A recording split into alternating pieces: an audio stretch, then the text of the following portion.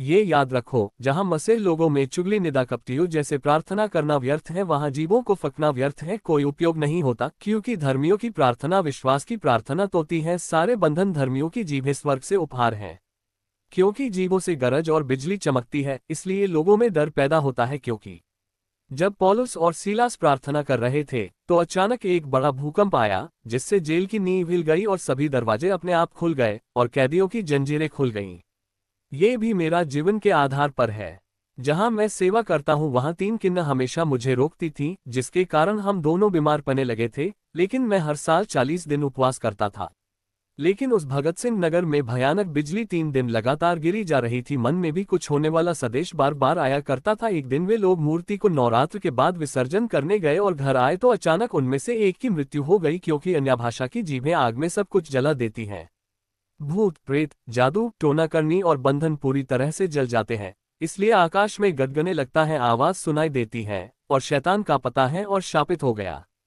तूने अपनी दुष्टता पर भरोसा रखा, तूने कहा मुझे कोई नहीं देखता, तेरी बुद्धि और ज्ञान ने तुझे बहकाया और तूने अपने मन में कहा मैं ही हूं और मेरे सिवाय कोई दूसरा नहीं। परंतु तेरी ऐसी दुर्गति होगी जिसका मंत्र तू नहीं जानती, और तुझ पर ऐसी विपत्ति पड़ेगी कि तू प्रायश्चित करके उसका निवारण न कर सकेगी। अचानक विनाश तुझ पर आ पड़ेगा जिसका तुझे कुछ भी पता नहीं। अपने तंत्र मंत्र और बहुत से टोनों को, जिनका तूने बाल्यावस्था ही से अभ्यास किया है, उपयोग में ला। संभव है तू उनसे लाभ उठा सके या उनके बल से स्थिर रह सके। तू तो युक्ति करते करते थक गई है। अब तेरे ज्योतिषी जो नक्षत्रों को ध्यान से देखते और नए नए चांद को देखकर होनहार बताते हैं, वे खड़े होकर तुझे उन बातों से बचाए जो तुझ पर घटेंगी। देख, वे भूसे के समान होकर आग से भस्म हो जाएंगे। वे अपने प्राणों को ज्वाला से न बचा सकेंगे। वह आग तापने के लिए नहीं, न ऐसी होगी जिसके सामने कोई बैठ सके।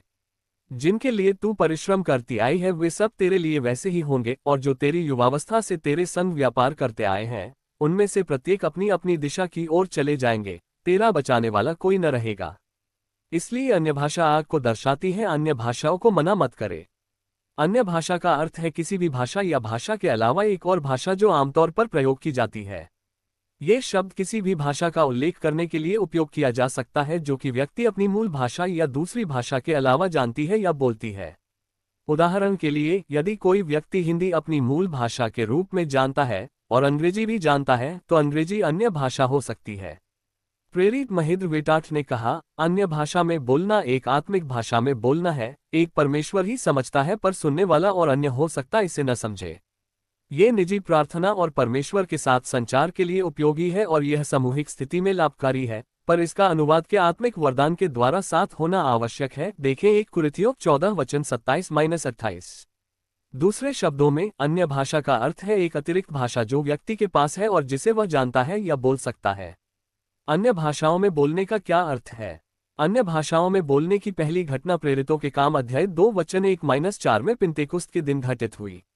प्रेरित भीड़ के साथ सुसमाचार उनसे उनकी भाषा में बातें करके बांट रहे थे। हम अपनी अपनी भाषा में उनसे परमेश्वर के बड़े बड़े कामों की चर्चा सुनते हैं। प्रेरितों के काम अध्याय 2 वचन 11। यहाँ पर भाषाओं के लिए जिस यूनानी शब्द का अनुवाद किया है उसका अर्थ अन्य भाषा से है। इसलिए अन्य भाषा का वरदान एक व्यक्ति द्वारा एक ऐसी भाषा में बोलकर किसी दूसरे व्यक्ति की आत्मिक सेवा करना जो उसी भाषा को बोलता है।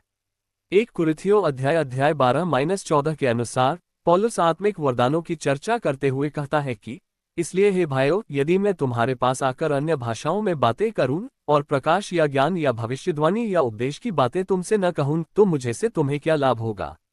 1 कुरिन्थियों अध्याय 14 वचन 6। प्रेरित पौलुस के अनुसार और प्रेरितों के काम में वर्णन की गई भाषा से सहमत होकर अन्य भाषा में बोलना उस व्यक्ति के लिए मूल्यवान है जो परमेश्वर का संदेश अपनी ही भाषा में सुनता है, परंतु अन्य सबों के लिए ये तब तक महत्वहीन है जब तक कि इसका अनुवाद न किया जाए। अन्य भाषा के वरदान को प्राप्त करने वाला व्यक्ति 1 कुरिन्थियों अध्याय 12 वचन 30 ये समझ सकता है कि अन्य भाषा को बोलने वाला व्यक्ति क्या कह रहा है, यद्यपि वह नहीं जानता कि कौन सी भाषा बोली जा रही है। अन्य भाषा का अनुवाद करने वाला व्यक्ति फिर अन्य भाषा के संदेश को प्रत्येक के लिए प्रेषित करता है, जिससे सभी समझ सकते हैं। इस कारण जो अन्य भाषा बोले वह प्रार्थना करे कि उसका अनुवाद भी कर सके। 1 कुरिन्थियों अध्याय 14 वचन 13। पौलुस का अन्य भाषा के संबंध में निष्कर्ष जिनका अनुवाद नहीं किया जाता बहुत अधिक शक्तिशाली है, परंतु कलीसिया में अन्य भाषा में 10,000 बातें कहने से मुझे और भी अच्छा जान पड़ता है कि दूसरों को सिखाने के लिए बुद्धि से 5 ही बातें कहूँ। 1 कुरिन्थियों अध्याय 14 वचन 19। क्या अन्य भाषा में बोलने का वरदान आज भी अस्तित्व में है? 1 कुरिन्थियों अध्याय 13 वचन 8 अन्य भाषा के वरदान के समाप्त होने का उल्लेख करती है, यद्यपि यह 1 कुरिन्थियों अध्याय 13 वचन 10 में सर्वसिद्ध के आने के साथ इसे संबद्ध करती है। कुछ लोग वाक्य में यूनानी क्रियाओं की भिन्नता जो कि भविष्यवाणियों और ज्ञान के मिटने और अन्य भाषा की मध्य में कि यह मिट जाएंगी को सर्वसिद्ध के आगमन से पहले ही अन्य भाषा के रुकने के प्रमाण के रूप में संकेत देते हैं, जबकि यह संभव है, परंतु ये पवित्र शास्त्र में स्पष्ट नहीं किया गया है।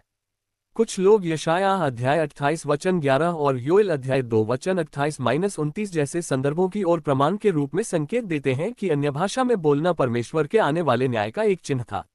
1 कुरिन्थियों अध्याय 14 वचन 22 अन्य भाषा को अविश्वासियों के लिए चिन्ह के रूप में वर्णन करता है। इस दलील के अनुसार अन्य भाषा का वरदान यहूदियों के लिए एक चेतावनी था कि परमेश्वर इस्राएल को दंडित करने वाला है, क्योंकि उसने यीशु मसीह को मसीह मानने से इनकार कर दिया था। इसलिए 70 ईस्वी सन में रोमी लोगों के द्वारा यरूशलेम के विनाश के द्वारा परमेश्वर ने इस्राएल को दंडित किया और इसके बाद अन्य भाषा अब और अपने लक्षित उद्देश्य के लिए उपयोग नहीं की जाती है। यद्यपि ये दृष्टिकोण संभव है, अन्य भाषाओं के प्राथमिक उद्देश्य की पूर्णता आवश्यक रूप से इसके रुकने की मांग नहीं करता है। पवित्र शास्त्र निष्कर्ष रूप से कभी भी इस बात पर जोर नहीं देता है कि अन्य भाषा में बोलने का वरदान मिट गया अर्थात बंद हो गया है।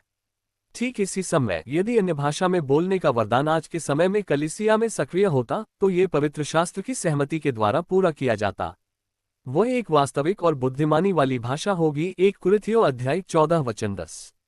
वह एक दूसरी भाषा बोलने वाले व्यक्ति के साथ परमेश्वर का वचन बांटने के उद्देश्य की प्राप्ति के लिए होगा। प्रेरितों के काम अध्याय 2 वचन 6-12।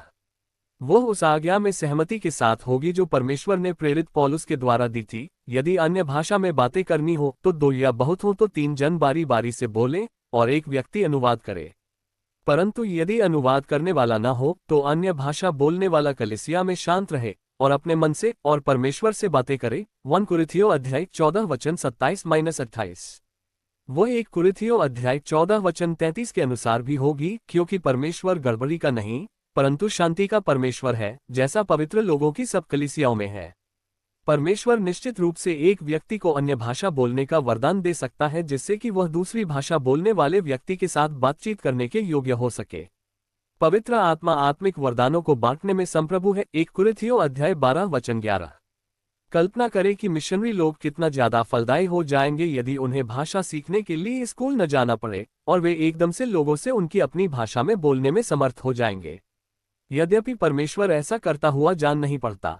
आज के समय में अन्य भाषाएं उस रूप में नहीं प्रकट हो रही हैं जैसे कि नए नियम के समय में थी, इस सत्य के बाद भी कि वह बहुत अधिक उपयोगी होती। विश्वासियों की एक विशाल संख्या अन्य भाषा को बोलने के वरदान के अभ्यास का दावा करती है, परंतु वे ऐसा पवित्र शास्त्र की सहमति के साथ नहीं करते जैसा कि पहले उल्लेख किया जा चुका है।